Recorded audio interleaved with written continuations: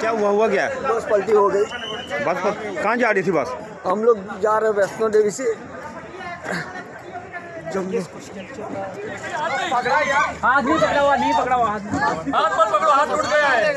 कोई बात नहीं, कुछ नहीं होगा। चलो चलो चलो चलो।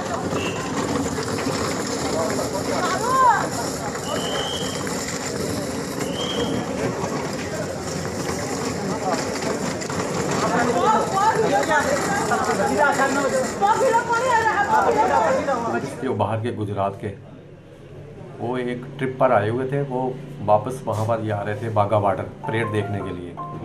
तो दयालाचक के करीब जब वो पुल क्रॉस करके एक शार्प कर्व आता है, वहाँ से उसकी गाड़ी बिल्कुल उसके साथ टच करके घसीटती गई, तो गाड़ी आगे जाकर कोई पलट गई।